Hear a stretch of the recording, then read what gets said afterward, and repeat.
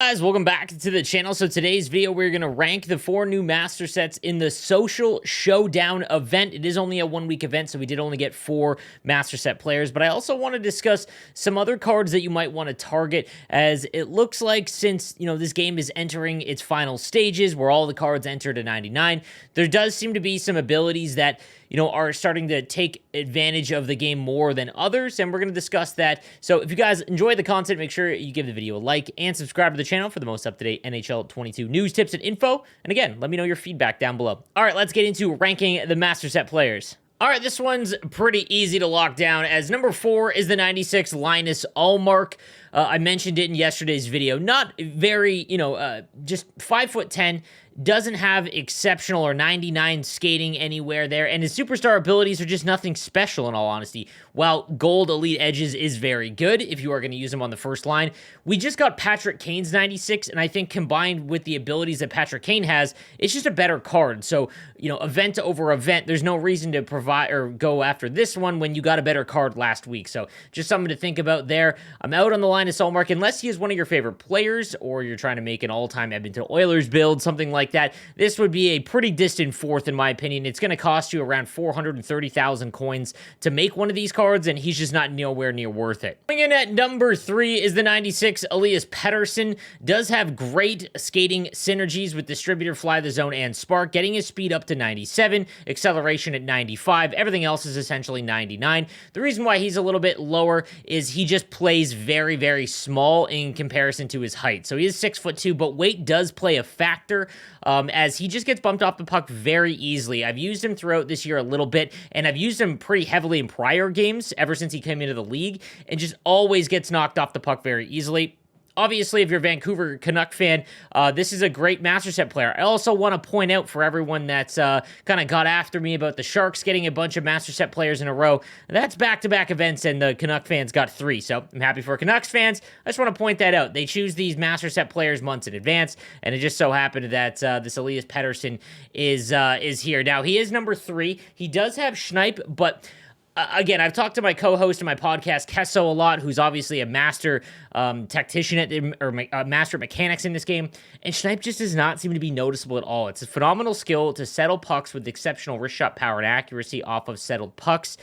And while it activates on pretty much every shot, it just doesn't seem to really change anything if you have it activated. So obviously not a very good zone ability there. Then make it snappy, same situation, just does not seem to provide any super big value in Hockey Ultimate Team. Elite edges is nice. Seeing Eye isn't bad either, but just not enough to push him over the edge. That's why he comes in at number 3. The other thing is that if you want to put, we're getting to that point now where everyone's got 99 faceoffs, and when GWC comes around, obviously the faceoffs do matter. And while this year we did kind of learn via the developers that the faceoff rating matters less than we thought earlier on in prior games, but it still does matter when, every single advantage that you can get does help out. And on ties, that's obviously where it does come into play. But you have to lose distributor to get thief on him. So just not worth it in my opinion, and that's why he comes in at number 3. Coming in at number 2 is the 96 Rick Nash, and this is a really fun card on top of it being a very, very competitive card as well.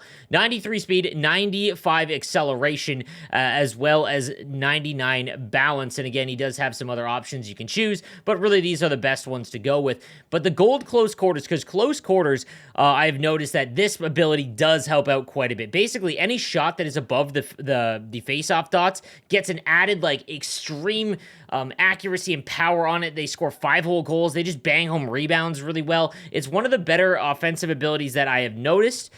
No contest, extremely cheap, but this one does help when you get tied up, and the AI on defense really tie up in the slot quite well in this game. Just goes with how easy defense is in NHL 22. This does help with that a little bit, and then unstoppable force on someone who's 6'4", 211 is obviously extremely effective. One of the more fun cards, we haven't got a lot of giant left-handed players. If you have Mikko Rantanen, however, I will say this. If you have the team of the season, Mikko Rantanen, now, if he's extremely effective for you, then I would probably make Rick Nash. But if you also have Connor McDavid or Duchesne, he's just not going to provide enough value to go over those guys. And since he's going to cost 400 to 450,000 coins to make, to bump one of those guys down to your third line, probably not a huge value for you. But if you don't have Rantanen, this is a really nice big card to go on the wing for your lefties. And coming in at number 1 is the 96 overall Patrik Laine.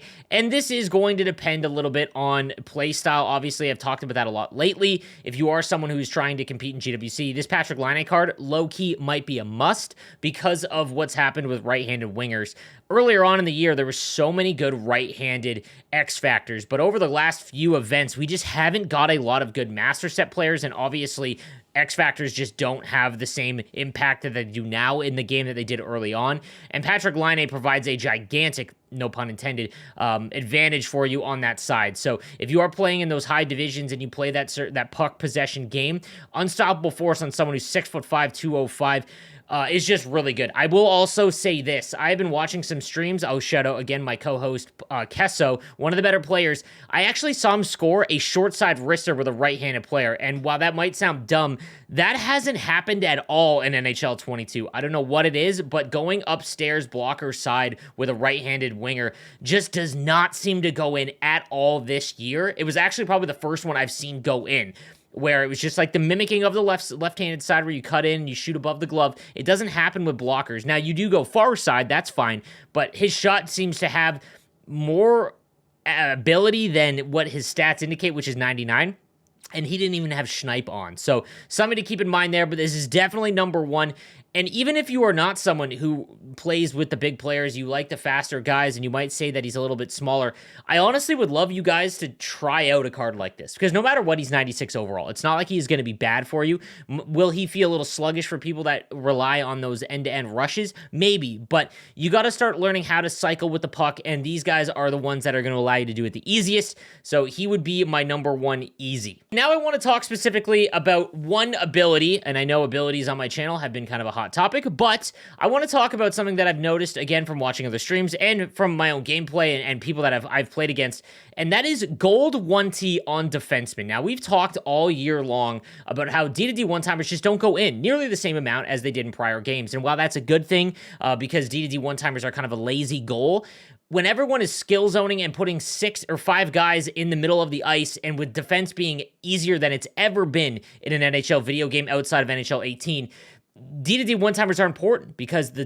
defense is left wide open usually, and being able to get those D-to-D shots to go through are very, very good options for you. But unfortunately, because of goaltender abilities, I don't know what it is, the change in how shots get off, the only ones that go in regularly, and when I say regularly, I mean about 10 to 15% of the time, are left-handed players, and you have to be aiming bottom left corner of the net, okay? So I want to point out one, and I've talked about this in a prior video, but the master set Zach Werenski is the one I want you guys to pay attention to, because he has just been so good in terms of scoring goals with 1T activated, okay? And I'm talking about gold 1T, not silver 1T. That obviously helps, but gold 1T.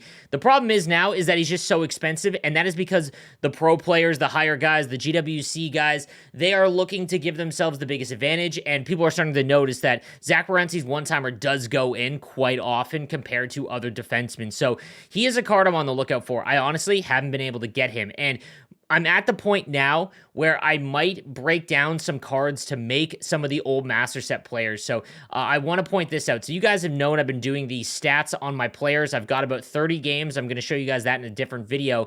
And I've been seeing if my lineup can give me better performance. And it's not just whatever cards are the best, because that is the meta, right? So what I've noticed is that Dylan Larkin has just been a really bad card for me. I don't score a lot with my centers, and I can't really have him on the wing because my wingers have been playing quite well. So Dylan Larkin just hasn't been a good card for me. I'm actually at the point where I might break him down because I did make him untradeable, because I thought that, you know, given what he looks like, he's an amazing card. Don't get me wrong. Anyone that has been using him in the top, I would put him on the wing, and he's obviously not going to be he's not better than Duchesne or Connor McDavid, and even Mikko Rantanen to an extent. So he just doesn't really fit my team.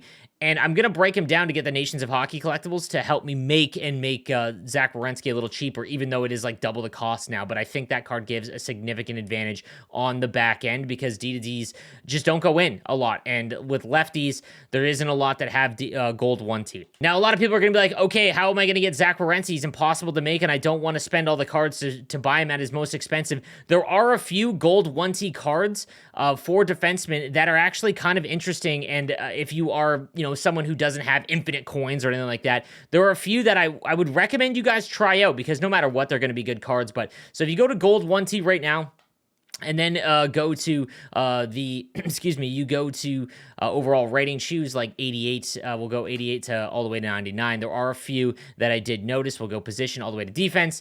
And right now there's Sammy Vatanen, Adam Fox's primetime, but also the Dougie Hamilton Nations of Hockey card. There isn't any up right now on PlayStation, but that was one I think might be a sneaky buy. So if you see it up on the auction house, it would be one that I would try and grab, again, just to test out.